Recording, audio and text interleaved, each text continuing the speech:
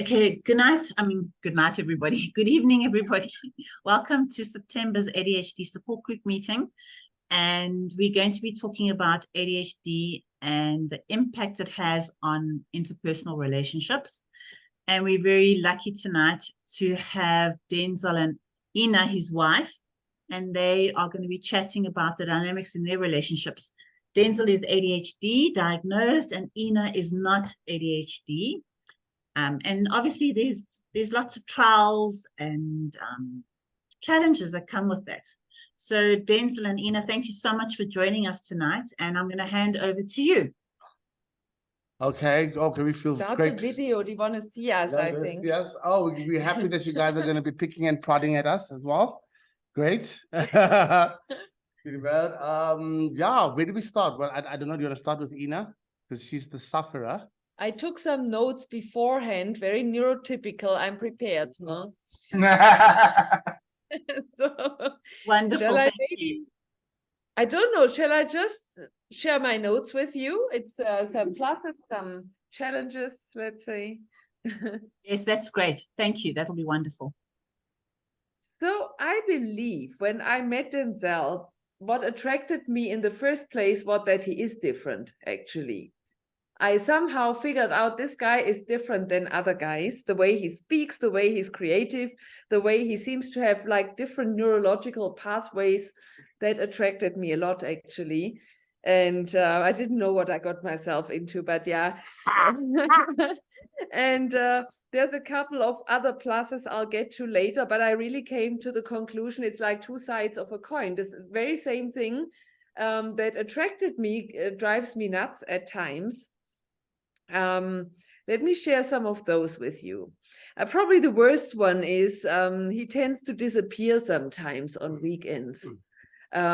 Disappear for 2 days, sometimes even 3. I cannot get hold of him, nothing. And in the past, before I knew it's ADHD related, I felt it was disrespectful towards me. Of course, I had also the wildest theories. What is so interesting out there that he goes there and doesn't communicate? Wasn't cool at all. When I learned later on that this is ADHD related, it was actually a relief because then I didn't take it personal anymore. I still don't like these days when he disappears. It's not that often anymore also, but it's now it has a name. It has nothing to do with me. It's just how he's wired. That was a big relief for me to learn. So the first things I picked up is he's terribly untidy. I'm rather leaning towards OCD a little bit. So, but that's a battle I decided not to fight anymore. We have a domestic worker. If it really bothers me, I clean up quickly. It's okay. That's not a fight I want to fight. What is more difficult is he can be very irritable on certain days. So everyone's walking on eggshells around him and a bit oversensitive and feels very quickly controlled by me. I'm just trying to organize the family life. I think that's a very typical ADHD pattern, right? And then he gets also a bit secretive because he doesn't want to be controlled. So doesn't want me to know his moves and stuff. No? Yeah, so that is sometimes a challenge still. He does multitasking, has the TV on super loud, still watches videos on his phone. I think that is ADHD related, but I think because he likes overstimulation, what I would perceive as an overstimulation. It drives other people insane. For him, that's his comfort zone. Graham, we can see you playing on your phone as you're listening to support group. I'm multitasking. I'm overstimulating myself. I'm just Play some saying. music. It's away now. I'm just saying. Hi, can you hear me, guys? Can I smoke instead? Is that Kadeen? Yes. Oh my gosh, I'm so happy you guys can hear me. Yeah, we can hear you. Thank you, Kadeen. Thank you. I forgot about the meeting. Then I got the notification on my phone. Then I tried to get set up right, and then I couldn't get set up. So I'm sorry. No problem. I'm really sorry. And now my camera's not working. I'm so sorry to interrupt. I just wanted to make sure you guys could hear. Yeah, no, it's good. It's good to have you, Kadeen. Sorry. Yeah, Nice to meet you guys. Hi. Sorry, hi, Sorry, Ina. bye. Okay, I have a few more points. Shall I just share them, or is it Go an ahead. overload? I No, don't no, know. no. Go, go, go. No, we can handle it. You can handle it, yeah, because if you're going hyper focus, that's another thing. Denzel can, if he's interested in something, he can research for days, weeks, months, go into the deepest depth of detail. He is super, super focused then. If he is not so interested, he's all over the place and has a hard time to focus. What I've also picked up is I tend to interrupt in conversations. That is not a good habit, but I have that habit. And it puts him off because he loses track of the conversation. He completely forgets what he wanted to say. And I may be just throwing in a cheering comment or something, you know, but any sound out of my mouth puts him off completely. He forgets what he wanted to say. I believe that might be ADHD related. And now a fun fact, he is a crazy driver. Always on the edge, but he has it under control. He's a really good driver. I'm dying there on my passenger seat, but he's really good. I think my accident statistic looks worse than his. That's a plus there. Thank you. That's a plus. I'm getting to pluses again. Yeah, no, I think I've covered everything. So that is pretty much what I noted. And look, I noted the things that I believe are ADHD related, because we need to also differentiate what is ADHD and a part of Denzel because of that, and what is just Denzel. What are other personality traits that I could describe if I wanted to, but I don't think they So the ADHD. question is, are they mutually exclusive, or is it Yeah, or is it the same expression, the same exactly. thing? So Or is what it I'd like check- to do is just stop and just show you a slide. And then, Ina, I want you to say if this slide is all correct. Okay. Okay. Then we'll go on to what Denzel has to say. Is that good? I'd like to hear from the others if they recognized that description in the Oh, all ADHD. of them. All of All of them. Oh, do you see it? Great. 100%. Yeah. Except I'm a bad driver, but I also drive bad. So, Ina, this is apparently how a non-ADHD partner feels in the relationship. Feeling of being ignored, lonely, unloved, and unappreciated. Cannot rely on or trust their partner. Feels that their partner does not care enough. Not being heard or discounted since areas of concern are downplayed and not downplayed. So I'm moving this thing around. And no change. Same issues keep resurfacing. Feelings of being unfairly saddled with being the responsible one, taking the load of household and parental duties. Feelings of resentment and anger. Increased levels of stress, exhaustion, carrying the entire load. Feels that they have to walk on eggshells to avoid emotional outbursts can be exhausting. Which ones So I would do you say feel? they are all accurate at certain times. Luckily, I don't feel all of this every day. That would be terrible. But let's say the ignored and lonely is when he disappears, right? Or yeah, the downplay as well. He likes to then point it in my direction, but you do this and this. So, but I think all of them are accurate, but luckily not all the time. Otherwise, I would be long gone. Where would Okay. you go? Okay, cool. All right, Denzel. Thank you, Ina. Is there any Okay. questions from anybody on Ina's Thanks, side? Ina. Not yet. Okay, cool. All right, Denzel. I haven't prepared any notes whatsoever, so I don't know. Of course not, yeah. I'm good. Yeah. I'm good to shoot from the hip. What's the central? Are any of the things that you just put up on the slide true, Tracy? What's the question? I'm sorry.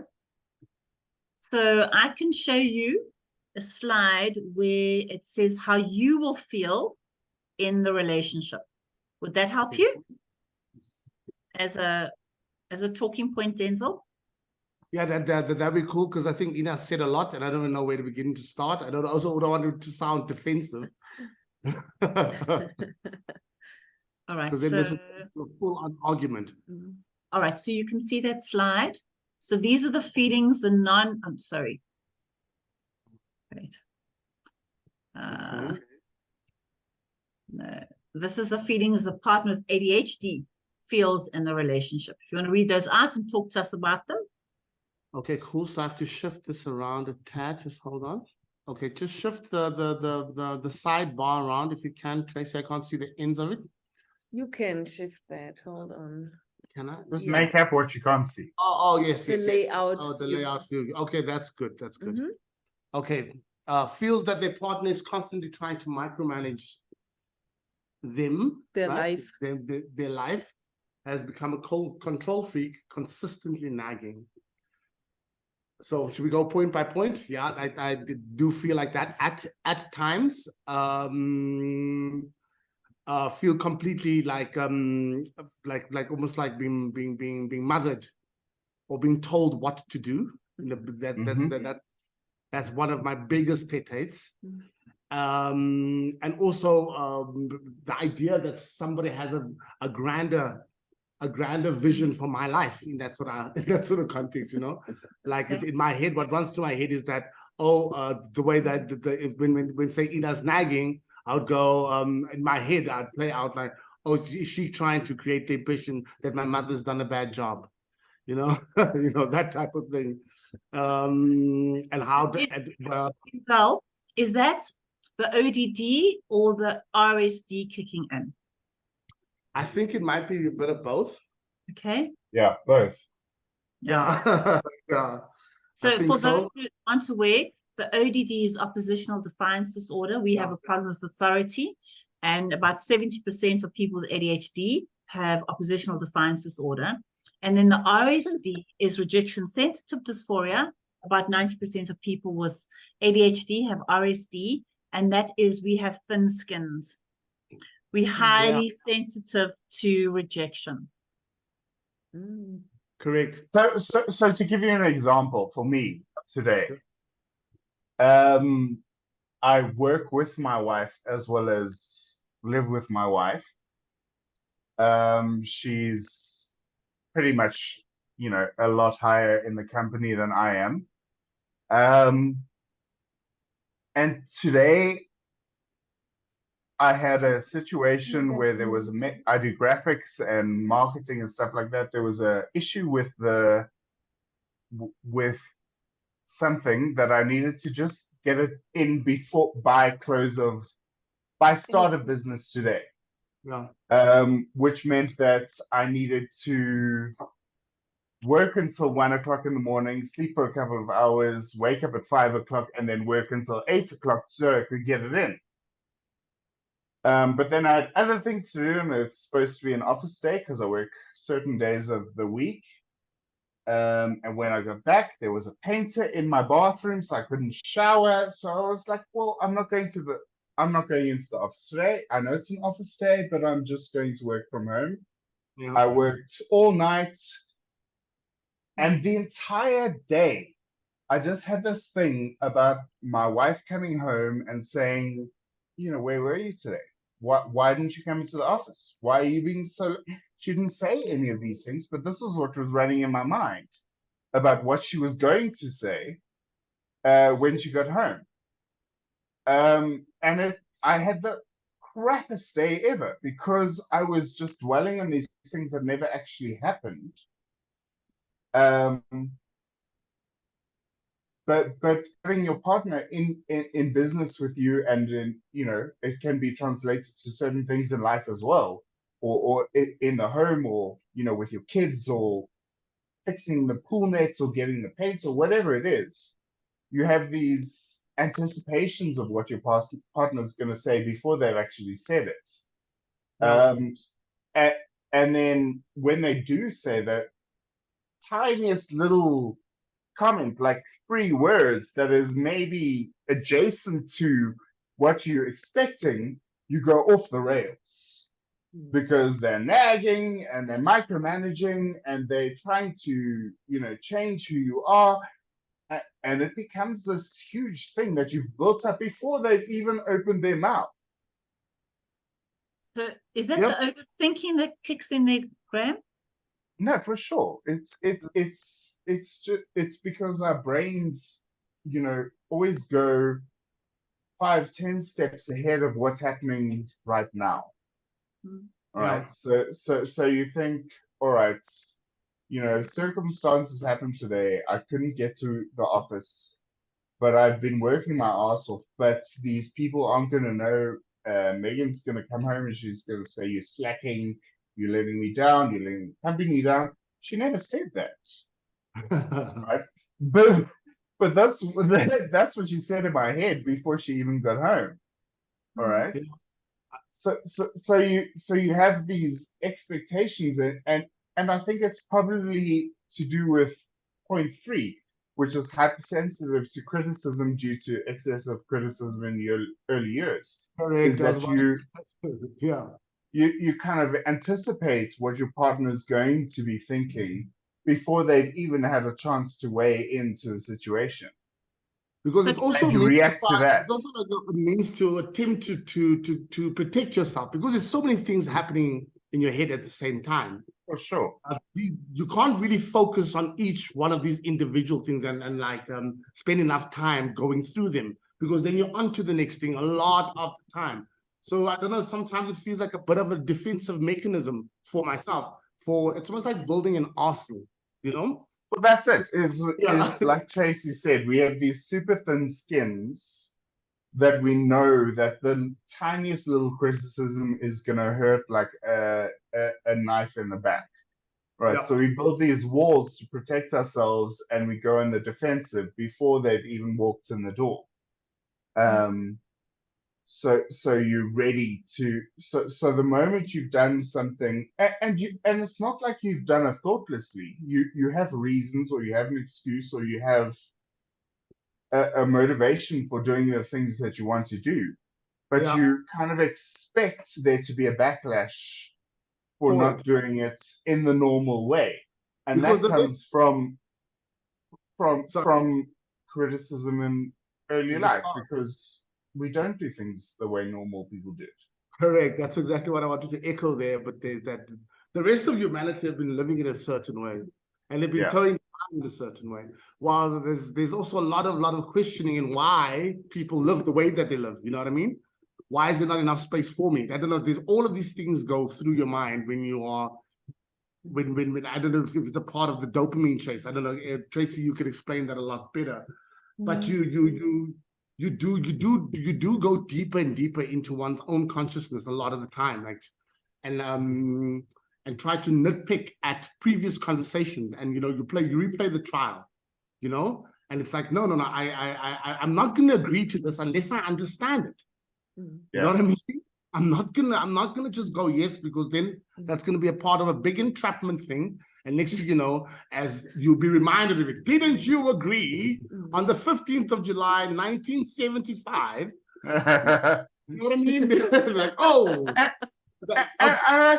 I think that's one of the hardest things that we face, is that we feel like we're always on trial, or that people are always trying to entrap us, or we've got these judges watching every single move that we make, when the truth is that they just couldn't care less. That's true. Right? Nobody cares. You walk into a room and you see a judge, a jury, and an executioner, and actually it's just a guy that's trying to get on with his own work, and as long as you hand in on time, he couldn't give two flying fairies. But it's Leonia, would it the life, there's very practical things that need to happen. Have you thought about doing A, B, and C? And it's already a threat. I want to control you now. All I want is certain things to happen. Yeah, and also for me, so for me, that is one of the most triggering things you can say. Have you thought about XYZ? Because yes, I thought about it, and it wasn't important, and I pushed it aside, and I've thought about 20 other things since then, and now you're pulling me back into, stuff that I'm just not interested in.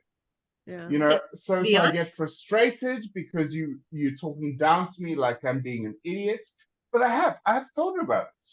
but my brain moves like a Ferrari. Okay. So if it's not something that's interesting to me, have you thought about if you loaded the dishwasher with the big plates in the back and the small plates in the front, that you wouldn't chip the plates when you put them in, you know? Yes, I've thought about it, but I just don't fucking care. All right.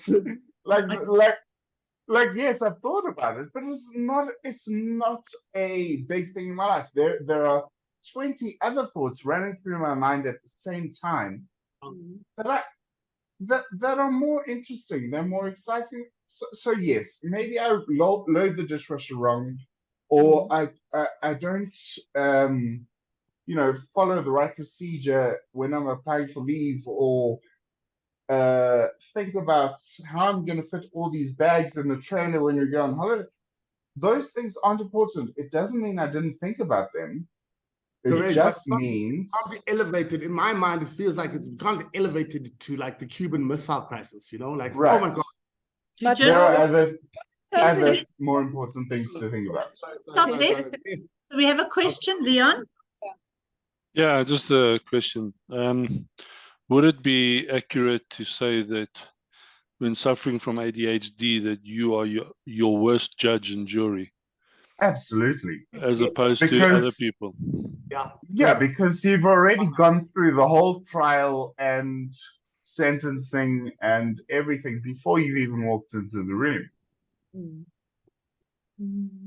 Absolutely. Yeah, That's But the then better to just manage. then a follow on that.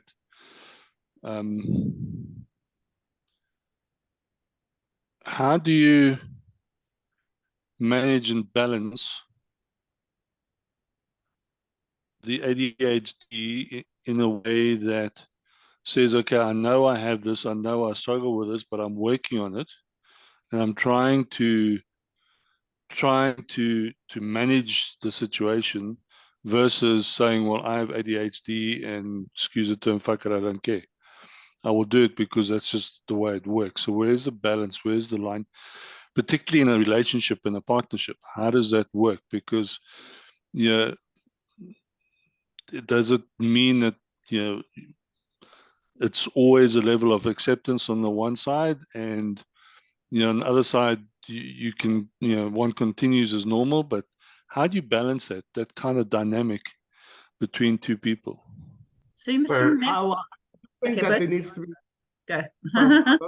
Well, what's happening with me is that there needs to be very vivid or very sort of active tools, like a toolkit box, that helps with spotting pattern, you know what I mean? And not really compromising my own self. Because that's the biggest problem, is that with the being neurodiverse, having ADHD, is me finding myself in the hand of a potter, and I'm just like clay that is malleable, that yes, how do I find balance in just getting those reminders from this toolkit that the person that's speaking to me actually cares for me. If that comes up instinctively, if I find it there instinctively, then I would go with that instead of being then attempting to be defined. But it's almost like it's a work in progress. It's not an overnight sort of thing. It's like when we're speaking about, I know Tracy and I speak about it a lot also with Leon, with addiction as well. It's like I've got very, very set go-to things that I need to do when I find myself needing a dopamine chase. You know what I mean? I have to distract it now. I need a jolt in the system. Go do this quickly so that it can take my mind off it, because then my mind begins to obsess on it, and then it takes me down a particular path where all of these things then begin to come up. Because the thing, so the balance, I don't know what the balance looks like per se, Leon. Because the thing is, with the relationship, there are two people in the relationship. Ina and I are in the relationship, so I'm also second guessing what her motives are. What she's coming from, what her strategy is. It's an overactive frontal lobe. I won't lie. You're always spotting. You're like, okay, why would she say that? And why would she place it there? Okay, and the way that she placed that tone doesn't really go with the message that she's saying, that she's bringing across. Because now with what is happening, like I'll give you like a very recent example. Now that we're getting into the ADHD, it's like when I have something very important to say and I feel strongly about it, ADHD, me suffering from ADHD could be the reason why I'm not complying, you know? Oh, it's your ADHD that is speaking now. Like, no, hold on. I'm just trying to make a point here. So it's very hard to balance these things. And I don't really know what balance looks like, you know? But I do have some idea, I'm learning a couple of tools. I'm being very aware of it. It's probably just being aware of it to then probably create my own balance. So So for me in my relationship, Tracy has taught me a mantra that I kind of live with. Yeah. ADHD is an explanation, not an excuse. Amen, right? Graham. Amen. So ASD, whatever your neural leanings is, it's an explanation, it's not an excuse, right? Correct. So you have ADHD, and it's important for your partner to understand ADHD. Yep. But it's never something that you can lean on as a crutch, all right? Because you're a team, all right? So just as much as your partner needs to understand your ADHD, you need to understand your ADHD and understand what it does to them. All right. So, Tracy? No, so that's good. We've got a hand raised by Kadeen. Kadeen, would you like to answer? Ask us a question? Hi, yes. As I just got diagnosed, right? Like I think last week Monday or like 2 weeks ago. And I don't have as much experience in life as like you guys. Like Yeah. and How old do you think I am? I'm like I just turned 20 in July. Okay, you're young. So I don't think I have as much experience as you guys. Yeah. And I'm also working. So it just felt like how do I manage like my family relationships and my work relationships? And at the moment, I don't know, my question really was like how would I manage it? But I just went on the medication now Yeah. and I don't know. I feel like trying to bring in the tools are going to be a bit difficult for me as well because I'm finding myself like always having this guilt or always having this like mental block that I can't physically force myself to do it. Yeah. Even if I really want to, I cannot. Like I want to make a I want to make a schedule. But then when the schedule comes, I just keep avoiding it because I don't, it's like my body mentally, it feels like I'm blocked. It feels like I'm blocked, right? And I always like feel guilty because I do want to do these things. Like I want Yeah. to help. I want to do this at work. I want to, and I feel so bad because I'm bringing everyone else down, and I don't want to bring these people down. I don't Yeah. because we're a team, right? Yeah. And I'm learning that you need to, as a team, you need to say things, and I'm one to always speak. Like I speak a lot. I talk a lot. Like impulsively, I will speak a lot. Okay, Sure. but I just how do you Balance that. how do you how do you manage like the as you guys said learned about the dopamine chase, right? um I will do that, like I will chase that instead of doing the things I'm supposed to, and it feels so terrible, and it makes me feel like I'm everything around me is catching fire, and it makes me feel anxious, and it makes me feel disappointed in myself, and I don't like that feeling, and I want to grow, and I want to get better, and I want to learn. But Yeah. it constantly feels like a mental block is always on me. I think it's hard. How do you manage a dopamine chase? How do you One of those manage hard that? hurdles that you have to get over once you're first diagnosed. I mean, Yeah. it's a change of thinking, and you need to own your own your diagnosis. So you've just been diagnosed, you said. So Yeah. it's a scary thing. Like you have this, on the one hand, it's this massive relief because now you can finally understand why it is that you're so different to other people, or why the things that other people are finding easy, you've always struggled with. All right. Yeah. So you've got that on the one hand, but on the other hand, now you think, well, shit, my brain is cut in half. I'm ADHD. I'm obviously not, and that's not the case. All right. You you're differently abled, not disabled. All right. So your ADHD has, in a team, its own value, especially in a team. You're that outside the box thinker. You're that person that can see things at a much broader view Yep. than the other people in your team that are looking at the A, B, and C of it, right? And you need to understand your diagnosis and embrace it. Yeah. And that's the first part of it, is understanding what ADHD means. It's the knowledge behind it.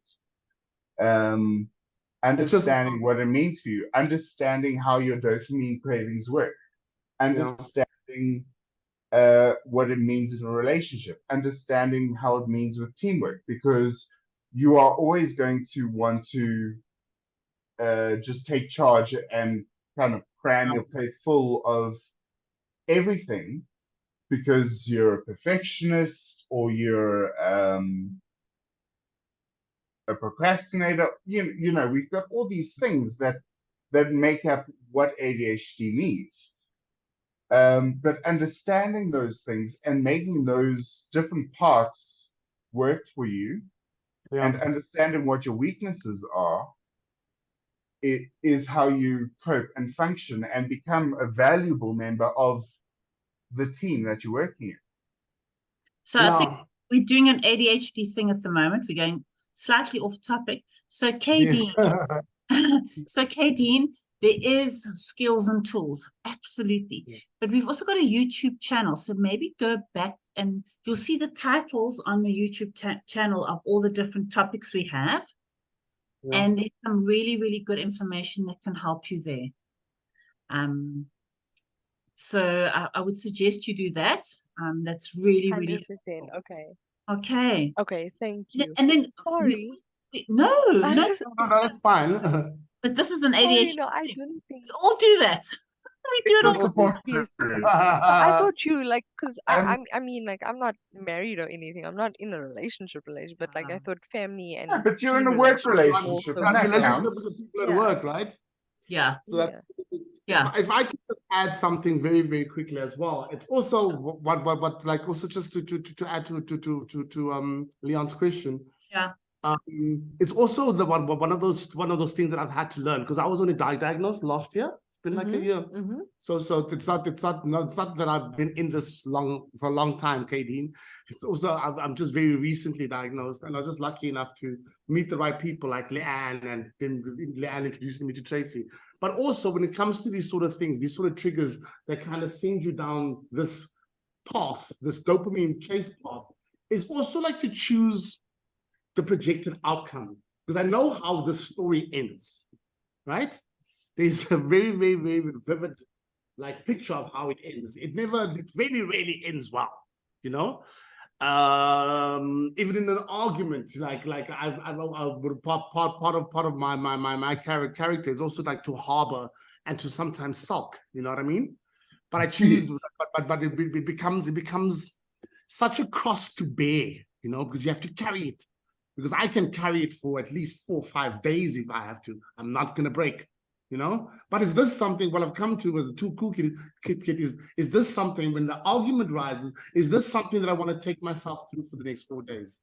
I can ask myself while having or while experiencing this trigger. And that sort of brings out a different response rather than a reaction.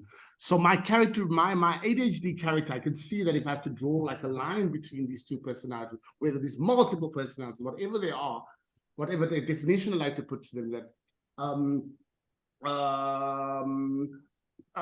one when it goes off the rails, it runs, it keeps going, like I can, if speaking about the days that the disappearing, I have no concept of time when I'm stimulated by something. Like I can, like I don't even have to disappear, you know what I mean? Like I could disappear downstairs when I'm writing, and I could write for, I don't know if you can tell, I could write for 3 days straight. But here I would like to jump in quickly, because Kadeen, you said you are 20. That means you're relatively at the beginning of your job career as well, right? And I think it's very important that we all figure out where we, with our profile, feel most comfortable, which is our work comfort zone. I don't think, and Tracy, correct me if I'm wrong, but I'm not sure if someone with ADD should become a tax consultant, where it's all about rules and regulations. Oh, God, no. You know? And it's not a coincidence that Denzel ended up in a very creative profession. So maybe think about where your comfort zone is, where you really feel comfortable and feel like you in yourself when you're doing it. And that is maybe the type of work you should do. I had a very good friend at work who worked in our HR department who is also ADHD. And he worked side by side with a project manager who helped him to realize his great visions into reality. You know? And so you are still young, but you might find your niche where you say, actually, I might still need the one or other tool or checklist. There's always a minimum of it, right? But at least for a big part of what I'm doing, I'm in my comfort zone. And you have superpowers that people like me don't have. So instead of feeling like you're not enough, you should just understand you are differently wired, but that means also you have different powers to the majority of people that you can leverage. Graham is also in a creative profession, you know. That is not a coincidence. Sorry, Tracy, I'm a bit going in my coach mode here because I'm also No, I took us so off topic. I'm so sorry. No, But no, yeah, I Katie. do agree with you. No. I Groups about that. I do agree with you. And if I can just add 100%. to that, I've been in 2 creative professions. One didn't work for me because the projects were too long. My ADHD brain said just got bored. So I would do the initial designing and planning and whatever.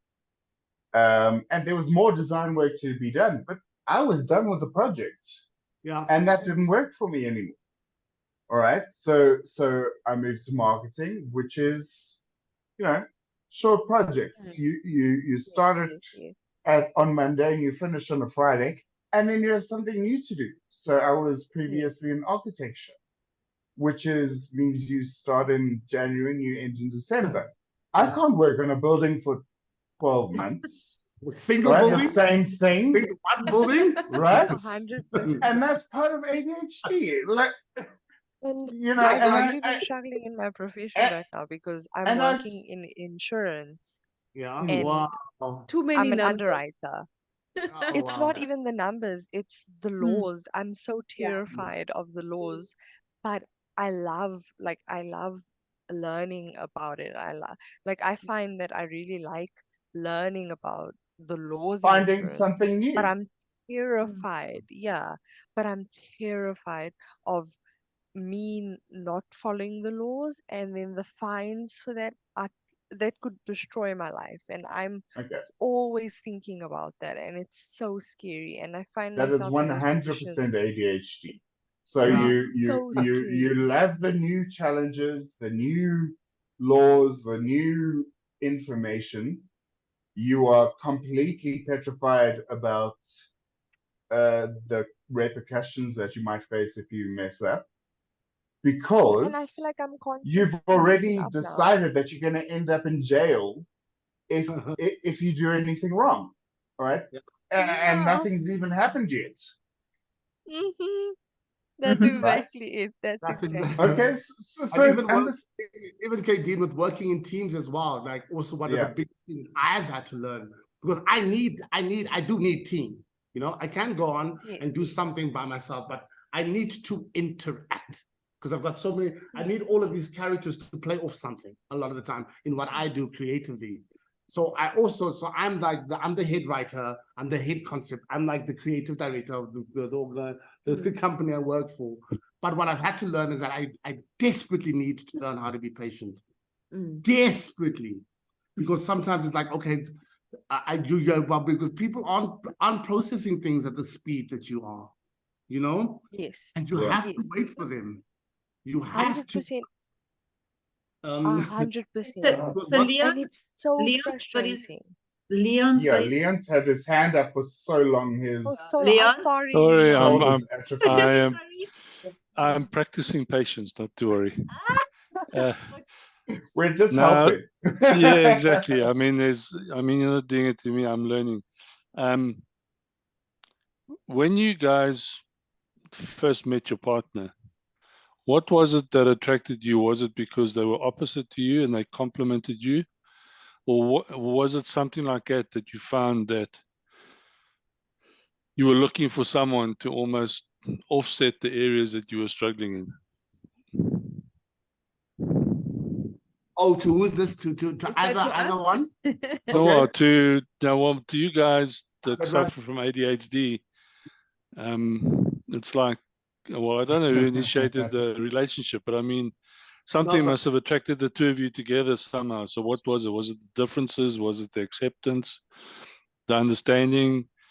Or was it, they had something that felt that you were missing and you kind of felt that complementary, you could complement each other? yeah, it's one of those classical stories, right? I think it just kind of unfolded. I think when we initially met, it was absolutely euphoric. It was There were a lot of cocktails involved. yeah, always, you know what I'm saying? That helps. That helps, you know. But No, but what made you stick with me? but ironically, it's probably that it is the counterweight. Weirdly, it is the counterweight because I don't even think I would be able to completely function with somebody who was also neurodiverse. You know what I mean? I think it would be very, very difficult. So there is a grounding. Absolutely. There is a grounding. There is a sense of loving the idea that you are accountable to something. I don't know. It's weird. It feels very paradoxical, but it's the stability, something that you're coming back to, because everything else in your mind is up in the air. You know what I mean? It's I don't know, but it's so what attracted me was the fact that sort of had her shit together. You know what I mean? Like I mean, Ina's from Germany, so you could imagine. But she's terrible with time, so I think we could relate there. Like, okay, cool. I can see why she's in Africa, so that's Yeah, because Lace is also not in time. you know what I mean.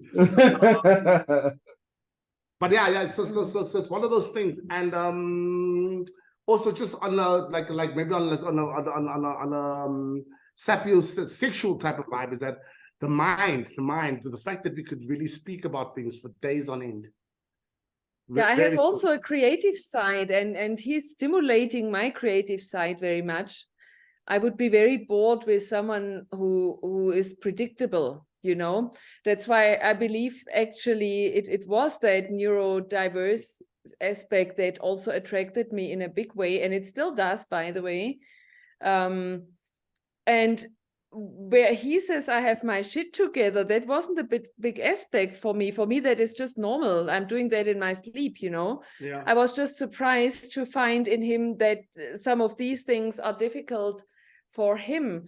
But I can learn a lot from Denzel when it comes to having different viewpoints, not getting stuck in a structure, questioning things, challenging people as well, not being afraid to challenge things, you know. Yeah. There is a lot people like me can learn from ADHD people.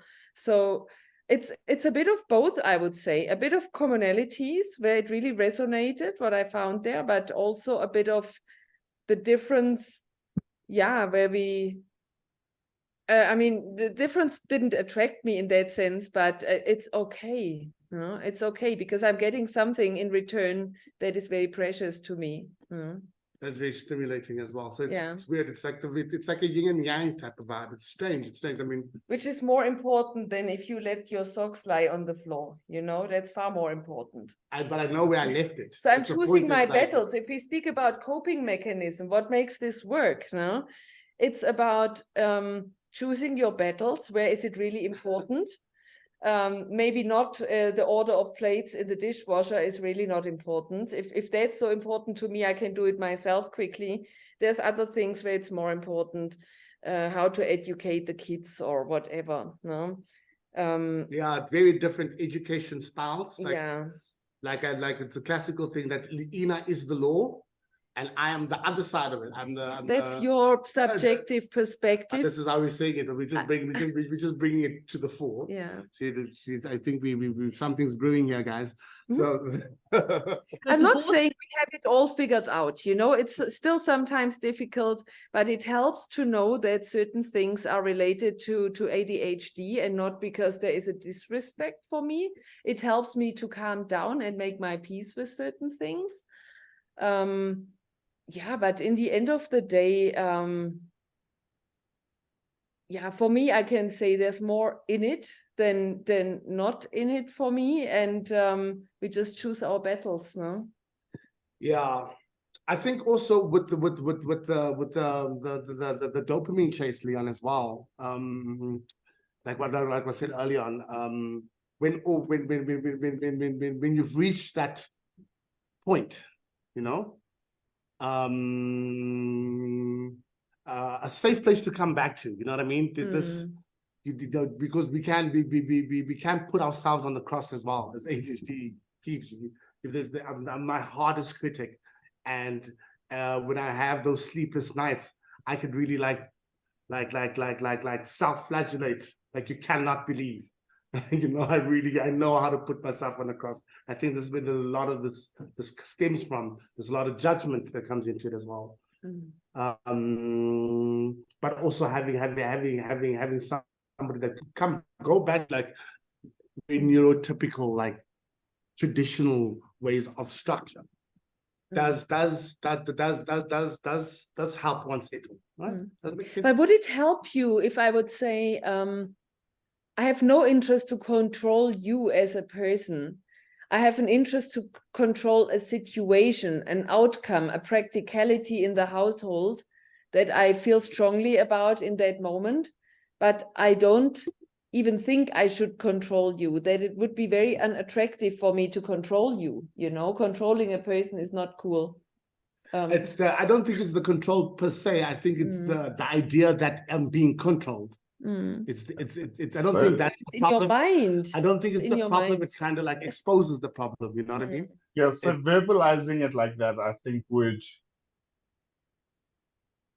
Yeah. So if Megan said to me, you know, I'm not trying to control you, I'm just trying to make sure things work well, that would get my back up. I would totally freak out because I would say, well, you know, what the fuck, you think I can't control it? I can't, you know, get the right outcome at the end of the day. I would feel more controlled by you saying something like that. Just because, you know, we kind of hypersensitively expand on what you've actually said. So if you said, you know, baby, it's not that I don't trust you, it's just that I want it to work out right. That's what my brain's saying, is that I don't trust you, so I'm going to do it myself. Correct. That's spot on. Mm. Yes. So that's the whole thing. I think that's the whole thing about hypersensitivity. As I'm saying, Yeah. I'm listening to how you construct the sentence. I'm listening to every tone, every inflection. Like it's like that's sensitivity to it. It's a part of the entire construction. What could lie possibly lie behind what you were saying? Like just coming from a neurotypical world, right? This is what this means, and this is so all of this thing like becomes a bit of a subtext. But how do we address But on the ADHD side, it's your responsibility as someone with ADHD to say, stop, hold on, listen to what Rephrase. they're actually saying. All right. They're saying they want to take something off your plate. They're saying that they're better at this specific thing than you. Not that you can't do it. All right. All they're saying is that they know that you've got shit on your plate. Let them take this off. Yeah, but Right. also it's finding that balance between listening to your partner, accepting the help that they are offering, and choosing it's the again, like it's you the, said, choosing your battles. yeah, but it's also in the how it is said, right? It's also the fact that also I can't say to her, don't wear those pants, your ass looks fattened. I know it's how you say it. It's like you shouldn't say You that. guys just remember that the divorce rate between couples with touch with ADHD is double. Why is it double? So we need to do something different because it's double. It's because we can't make accommodation. So you need to recognize when you need to be able to find that spot when you can say, all right, I'm feeling this way because I have ADHD. Yeah. My wife didn't say, no, Graham, you can't pack the trailer. I can do it better. She just said, you carry on with what you're doing. I'm going to pack the trailer quickly. All right. So remember, she's not diminishing you at all. She's trying to help you, but you are reading into what she said more than you know things that she never actually mentioned. Correct, but that's the thing is that but again, it's one of those things. It takes a great amount of intelligence to be able to tap into that. For sure. But that's not her responsibility because she doesn't have ADHD. ADHD is an excuse. So guys, it's never. Sorry, Tracy. We need to wrap up. We need to wrap up for tonight. So we do this again tomorrow. Yeah, this online. So this is a great topic because there's so much involved in this. Denzel and me are going to start a talk show. Yeah, we should break this down, Graham. Okay, you guys. There's so much more than this, and there's so much deeper, neurotypical relationships as well. Yeah. Sorry, Tracy. No. So all I'm saying to you is that thank you for joining us tonight, and thank you. This topic can be we can do it next month and next month and next month. There's so much more to learn, because the more we learn and understand, the more we can do better and we can do more. And that's really what it's about. And the only way we can do that is by having these conversations. So thank you all for joining us tonight. And I look forward to seeing you. Thanks, Denzel. Thanks, Inga. Thanks, everybody. I think we should do this again. Thank you for listening. Yeah, we can do it again and continue. We're not done yet, I think. Oh, we're far from done. Inga's gonna phone me. Next time. Guys. Bye. Cheers. Bye. Bye. Thank you.